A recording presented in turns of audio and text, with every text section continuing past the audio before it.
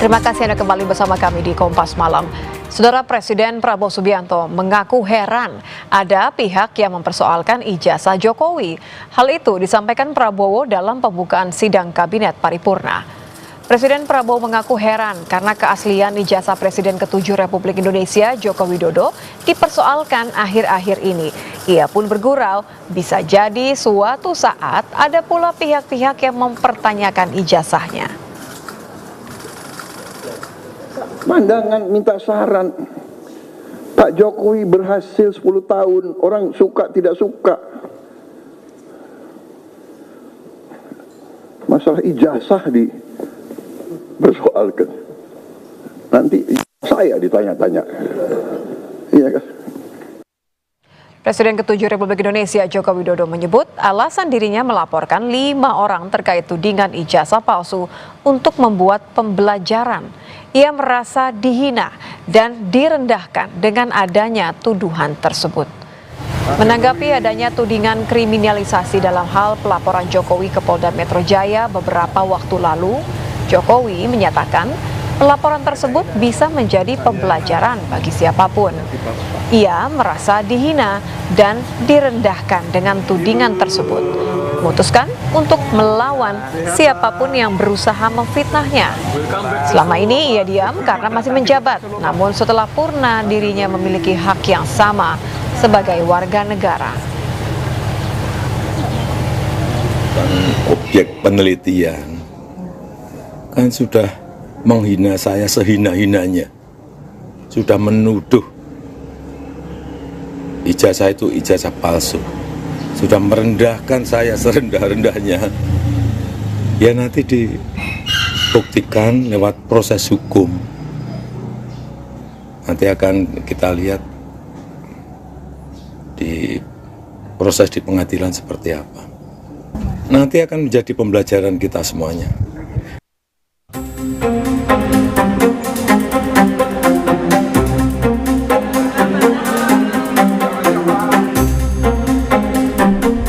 Presiden ke-7 RI Joko Widodo akhirnya melaporkan 5 orang ke Polda Metro Jaya atas dugaan pencemaran nama baik terkait tudingan ijazah palsu. Isu ijazah palsu ini kembali mencuat meskipun pihak Universitas Gadjah Mada sudah menyatakan ijazah Jokowi asli dan tak sedikit pihak yang meragukan.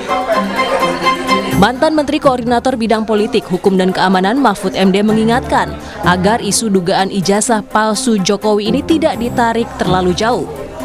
Hal ini tidak akan membuat seluruh keputusan yang telah diambil oleh Jokowi saat menjadi presiden batal. Soal ijazah presiden asli itu atau tidak, itu pelanggaran hukum atau pelanggaran etik. Ini sebenarnya tidak akan terjadi soal pelanggaran itu kalau undang-undangnya ketat. Mengatur, mengantisipasi agar itu tidak terjadi, dan kalau terjadi apa akibatnya. Misalnya kasus ijazah Pak Jokowi yang sekarang ini, saya ikut bicara sebentar kemarin. Saya tidak peduli apakah ijazah Pak Jokowi itu asli atau tidak. Saya tidak peduli karena itu tidak akan ada akibatnya terhadap proses ketatanegaraan kita.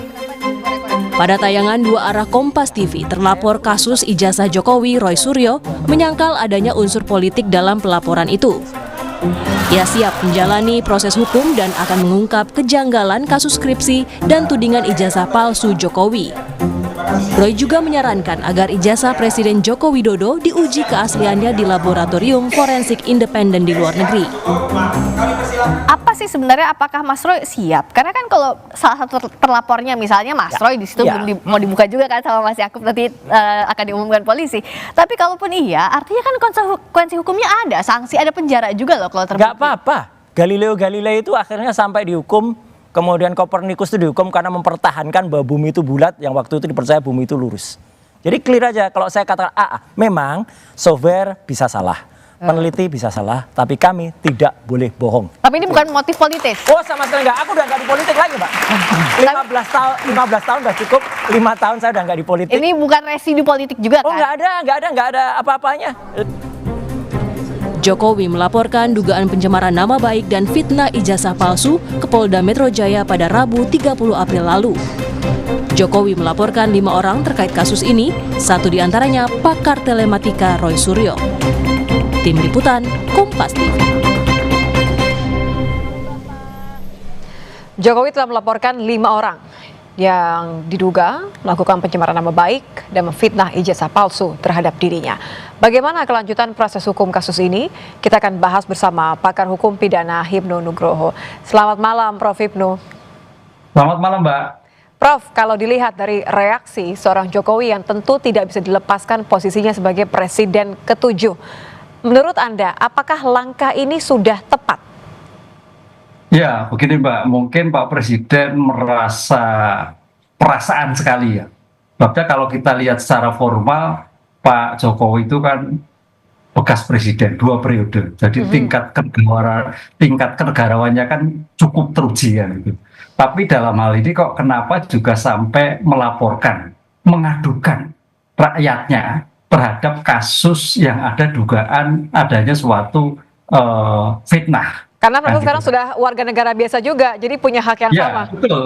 Ya, karena sudah warga biasa. Makanya dalam konteks hukum, karena ini merupakan delik aduan absolut lagi.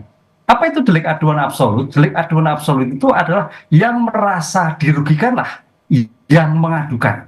Nah, karena itu delik aduan, makanya kasus ini adalah diteruskan atau tidak, tergantung Pak Jokowi.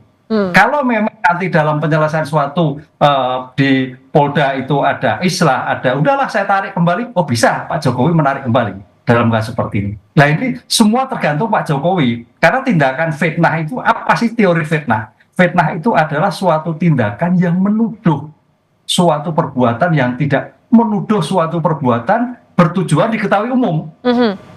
Di mana perbuatan itu sebetulnya tidak betul, kan gitu loh Mbak. Itu konsep fitnah. Perbuatan menuduh ditujukan pada kepentingan umum yang sebenarnya perbuatan itu bukan perbuatan yang betul. Nah, kalau dalam kasus serupa, maaf saya potong Prof. Hipnu, kalau dalam kasus serupa meniadakan unsur bahwa Jokowi adalah seorang mantan presiden, kemudian juga 2 periode tadi, tapi sekarang bertindak sebagai warga negara, punya hak yang sama katanya, apakah kasus serupa juga dianggap lumrah untuk dibuktikan di selama proses hukum? Apakah sebenarnya tidak ada cara lain? Makanya di sini delik aduan sebagai mantan presiden harusnya harusnya legowo lah. Jadi artinya dalam kasus ini harusnya Pak Presiden menyatakan ini loh asli, kan gitu loh, dibuktikan kepada publik. Selesai sebetulnya itu. Sehingga yang merasa adanya suatu merasa tidak betul itu dibuktikan, kan itu Mbak. Sudah selesai. Makanya delik ini betul Pak Jokowi, delik ringan, diteruskan dan tidak tergantung Pak Jokowi karena dugaannya kepalsuan. Sekarang kalau itu kepalsuan, ini memang suatu penyelesaian yang tidak biasa, Mbak. Kalau penyelesaian biasa, itu dibuktikan dulu, bendanya diuji forensik, oh ini asli, oh tidak. Oh ternyata misalkan hasilnya itu palsu, baru tuduhannya kan tidak betul. Lah itu baru masuk. Lah ini yang jadi problem, makanya kalau kita lihat, teman-teman yang sebagai telapor itu pengen menguji secara lebih mendalam lagi.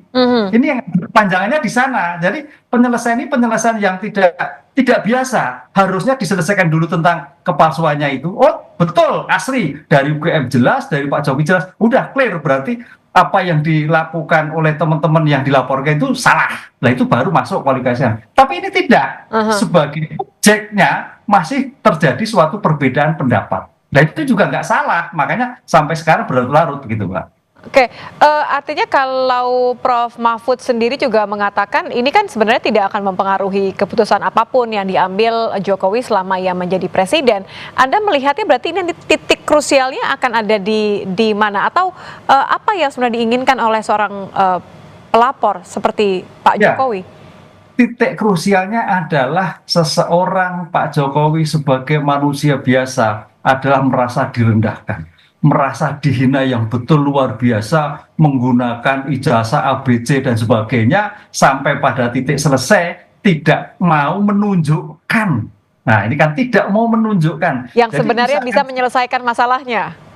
Iya, sebenarnya bisa lebih cepat ini kalau sudah ditunjukkan jelas. Saya kira sudah selesai. Artinya teman-teman yang dapat, oh ya betul ya, dari syarat formal itu sudah dijelaskan, dari bukti syarat material yang dipunya Pak Jokowi disampaikan, ini loh saya asli. Yang diperoleh clear Mbak.